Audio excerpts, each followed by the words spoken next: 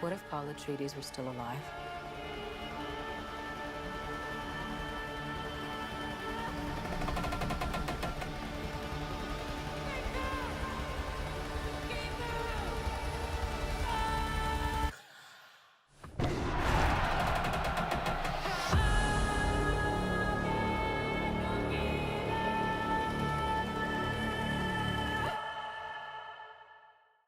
I've been excited about talking about this film since I watched the film. Yeah, you're gonna have to say it. I keep telling you, you might have to say it out loud. I'm not Now I'm remembering. gonna have to. I'm gonna be like, hey, Echo. I be pushing buttons, nigga. I don't be remembering. I be forgetting all the time. So anyway, and I'm sorry about the echo, y'all. I was not the biggest fan of the first one. I'm a fan of Dune. I love the story. I've watched everything that they've released based upon like the miniseries. I own the miniseries. I own the original DVD with the metal case, and they had a documentary about Dune. I own the books. Like, I'm a Dune fan. So, like, thank you. I don't know why you're clapping, but that's what's up. So, I have a book behind me. Does that help you at all? That could just be for, just to be pretty back there. Fuck if I mean, know. I do have plenty of pretty things. There's a original Nipsey Hussle drawing. And, I've got graphic stuff from off the internet. I've got the Millennium Falcon here. That's all entertainment. So anyway, let's get back to business. The reason why I didn't like the first one as much is because I felt like they fumbled the storytelling. In general, first of all, there's so much to talk about when it's Dune, and the main storyline has a lot of components. There are a lot of characters. There are a lot of moving parts. So the first film kind of flubbed some of the storytelling, but they also flubbed character development. They also flubbed even just some of the nuance. I felt like they were trying to do too much at one time. And I felt like, man, maybe they just don't give a fuck. Maybe they were just so focused on making it look beautiful that maybe they just didn't have time. Maybe it was like, we shooting these dunes for 20 hours a day, so maybe we don't have time to shoot as much dialogues. But I didn't know. But I will say that ever since this film came out, the director made a statement that he feels like dialogue is dead. Like, dialogue isn't important. He said, it's all about movement. It's all about visual beauty. It's all about the art.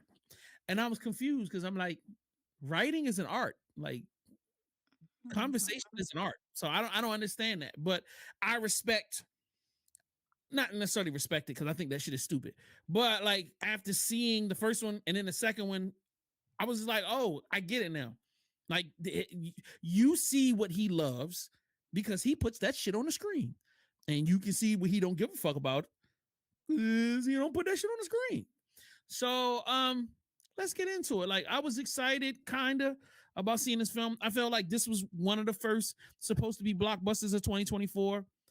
After getting so much Marvel drugs and Star Wars drugs over the last couple of years, and to start this year and not really have any Marvel or Star Wars drugs, this was kind of like, yeah, daddy needs a fix. So, like, you know what I mean? No, dead ass serious. I need my fantasy fix. So I was like, all right, this was going to be it. But even though I'm still, I like, we were both going into the theater like, man, this is probably going to suck bad. Let's just hope it doesn't suck so bad that I'm angry.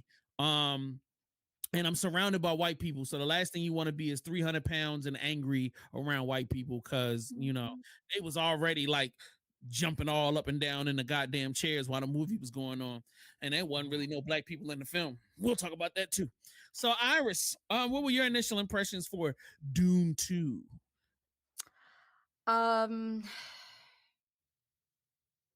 I was just curious to know if they were going to actually like start the story, because I felt like the first one was just build up to give us background of everything, and then the way it ended, it was like, okay, yay. The whole first movie was just like, hey, let's just lay out the background. So I was hoping like by number 2, I'm like, okay, so are we going to really get into the action? Are we really going to get into what Dune is really supposed to be about? Right. Um, so that's mostly like what I was looking for. I don't want to say excitement. Um, I just want to see, like I started something I need to finish. So I need you guys to finish this story, like what's going on. So that was my like mindset going into number 2. Word. I agreed. Eddie. Basically, I had the same vibe. If we weren't doing real reviews, I didn't have any plans to go to theater and see it because I was so disappointed with the first one, even though it was very beautiful, and even though I know Dune has this great in-depth story. My first initial impression was I'll wait until people talk up the second one before I watch it. But now that we have this commitment, I was like, I'm gonna give it a shot, but I was not excited about it. Word. All right. So who wants to go first on their review? I don't mind going first. My guy, go ahead. Take it away, Skipper. All right. So for me, of course, this was very beautifully done. It was shot Heiser, shot well. It was cinematic gold. I was getting very immersed into everything. I felt like the visuals were on point, and they didn't linger too long on the visuals as much as they did in the first one. Like every shot this time, in my opinion, had some type of purpose explaining it. The shots were telling the story for you, like JS1 pointed out. Dialogue wasn't as important to the director, but the shots in this one were actually telling you more of the story. It was basically laying out what's to happen next, and I was really appreciative. I love the black and white of that family, that whole atmosphere, the way it was shot, the way the black popped, the way the clouds were, everything. Because black and white can be very flat, but it pops so well, and I really got it invested in those characters and that whole situation. I actually like the pacing of this one more. I felt like they definitely went ahead and tried to, now let's get into a little bit more of the meat. Let's get into a little bit more of the purpose of the story. Let's get a little bit more into the prophecy, and I'm glad that they didn't let the prophecy linger too long. Like they got to it. That was another high for me. If I have to have any lows, it's really small stuff, because I actually thoroughly enjoyed this more than I did the first one. It actually, lows for me is that I felt there was a dramatic shift in the lead characters. He, in the end of towards the first one, he used some of that prophecy to kind of help him get the help from the Fremen people. And then I felt like he shifted very quickly into being like, this is something we created. It's not real. I'm not that guy. He was humble in the first one, but I literally went back and watched the first one right after I finished, just to make sure that I remembered it correctly. And basically there were moments in the first one where, in order for them to get help, in order for their lives to be saved, or for that Fermen doctor to try and get them into the desert, he used the prophecy to manipulate her emotions. But then now that he's running with them, I felt like maybe I missed how much time it passed between, but I just felt like it was too dramatic of a shift of him not believing in it. It kind of bothered me. It took me out a little bit, but of course, as the story progressed, he started to. We all started to get into it, and I did like that. Another little thing about it, I don't know if it was the theater I was at, because I was at a very old school theater whenever I don't feel like traveling into the city, but their eyes were not as blue as they were in the first one. And I hope that was just the cinema I was at. But I just felt like it really popped in the first one. And this one, it was kind of really like dulled down. Do you feel the same way? Yeah, they did not. It did not pop, bro. And I was in IMAX, and it was okay, not. So it's not me. That kind of bothered me too, because I thought that's such an iconic and visual staple of the people, and I liked that effect, and they just kind of dulled it down, like they were trying to normalize them. And but other than that, I don't have too many lows. I thoroughly enjoyed it. All right, Iris, would you like me to go, or would you like to go? You can go. Okay, cool. So I'm gonna start where Eddie left off. One of the key elements that signaled our lead characters' full immersion into the culture and to becoming the iconic leader was his eyes going from the normal to the blue. And it was supposed to happen when he took that potion. You know what I mean? And it didn't. And Actually, his eyes had turned blue earlier in the film, kind of, sort of. And I was just like, bro, what the fuck are we doing? Like, all right, I get the whole, yeah, you've been exposed for a while and it's giving you visions, but that's not when your eyes were supposed to turn. Your eyes were supposed to turn when you drank the Kool-Aid. So that was the thing. Number two, I agree with you. The other problem with that was he knew what the whole, it's not that he knew in detail about the legend, but he knew that it was important to manipulate the people using the legend. So yes, there was an internal struggle about whether or not we're having a positive or negative impact on these people, but he never, I don't remember him having a beef with his mom over it. That's different. Like I don't, and I could be wrong, and Iris will probably correct me, but I don't remember. There was a different beef. Him and his mom had a beef about some personal shit, and I don't think it had to do with the legend. Number three, I also felt like there was a beef between his first wife and, you know, about that whole situation, but she stood strong at the end. It wasn't no like, I'm out, man, F you. And I don't want to give away too much, but like there were so many little small things that I didn't like. Those little things kind of annoyed me. Once again, I would like it to be known for the record, I hate the casting choices. I love Zendaya. She is a beautiful woman. I don't like her for this film. I don't like the lead guy. Those two are the only two people I don't like for this film. They're too physically small. He doesn't, people were saying that he did a great job acting. No, he didn't, bro. He was a horrible actor. Like there were so many pivotal scenes when he's supposed to like exude confidence and he came off like a petulant child. You know what I'm saying? Even though he's trying to talk with his chest and he's trying to be tough. And I'm like, I'd be like, slap that little, if you don't get your little show ass out of here, nobody want to hear. Like he literally is like 5'2", 120, and it's literally thousands of big 300-pound dudes in there. And he come in, and then like everybody's like, I'm like, somebody would, you know, sit your stupid ass down. Nobody asked you to do nothing. Like for real. Like, oh, it wasn't convincing for me.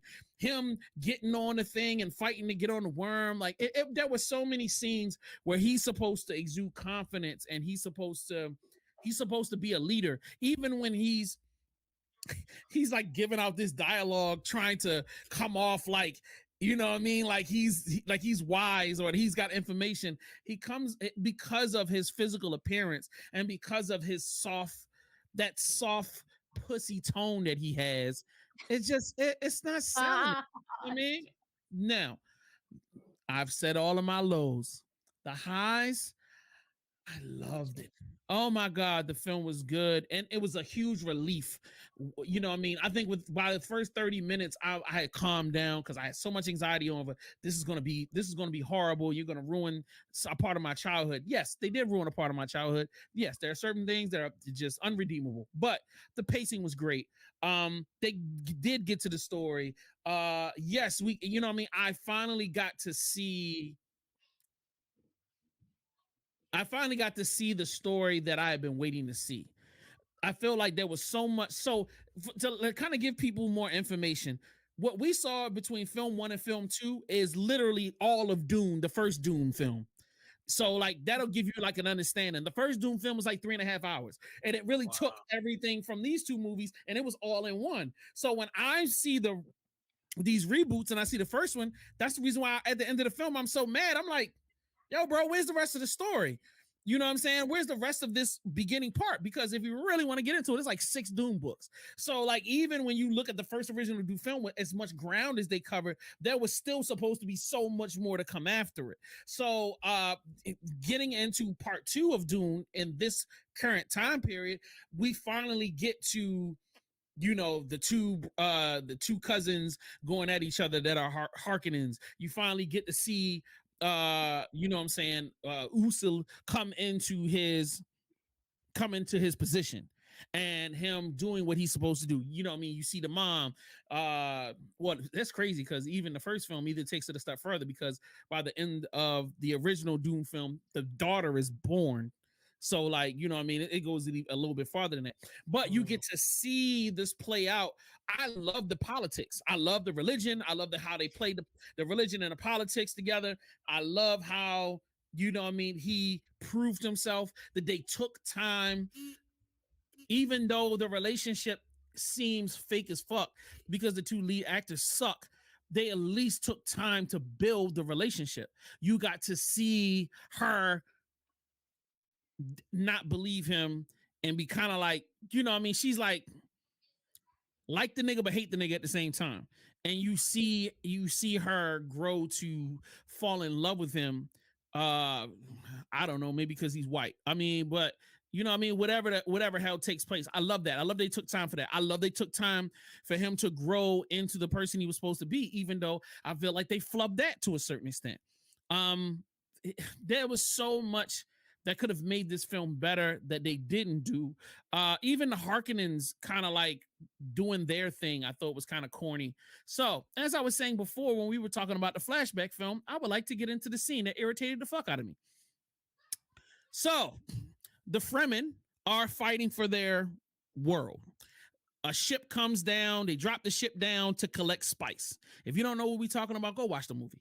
So anyway, the spice collectors collecting spice. So the Fremen come popping out of the ground and they start shooting up stuff, you know what I mean? And then they send the fighters to come in and defend this big spice collector. So Uso and his girlfriend, newly minted, spent all of this time trying to shoot down this one like little fly bird thing, and they finally take it after almost dying in the process. Now, the purpose of the scene was to show that he cared about his newly minted little girlfriend and to show that he would do anything to protect her. Important, great. But literally 3 seconds after they shot down this little fly thing, the Fremen on the hill come out with some mega laser and just cut the entire thing in half, which I'm like, the fuck? If you had a big cannon to cut this entire machine in half, why are we running around shooting? I'm like, what are we doing here? That is dumb as hell. And then for the rest of the film, they start destroying shit with that big laser. What? Yeah. Going here, like, what are we doing? Like, this wasn't that was the dumbest moment of the entire film, and I was like, this is fucking stupid.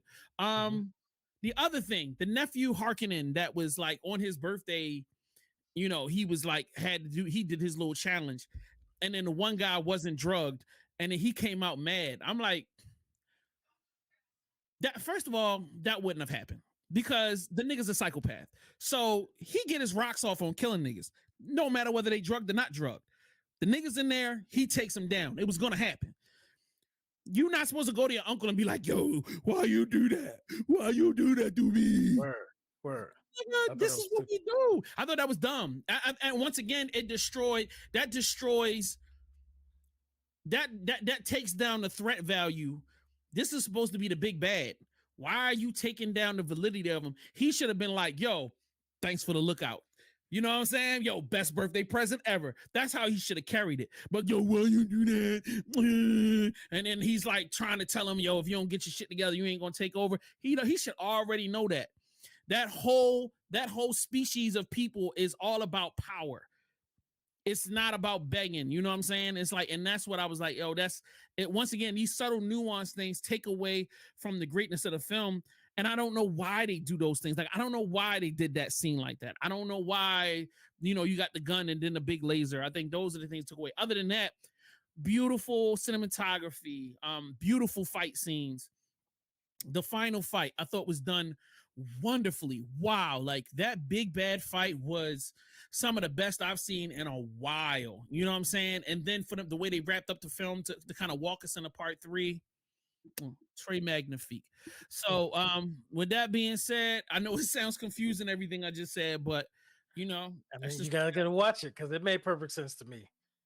So yeah, you gotta go watch it. You guys definitely treat yourself. If you haven't seen either, then definitely watch the first one and go watch the second one, or be like me, go back to the first one. Because I watched the first one, watched the second one, then I immediately went back to the first one, and it actually elevated. I saw the little things he's trying to do without dialogue, and it actually elevated for me, even though I still felt like it could have been a lot better. But yeah, I mean, That's great if it was something that you had written on your own, but this film needs dialogue. There's a Right. lot of character development. There's a lot going on. And any other film, I probably would have been right there with you if you wanted to do something without talking. But this film needed, It does you need it. know what I mean, certain conversations to happen, certain turns to happen, so that we can understand the geopolitics of it. I mean, there's so much politics involved in this film.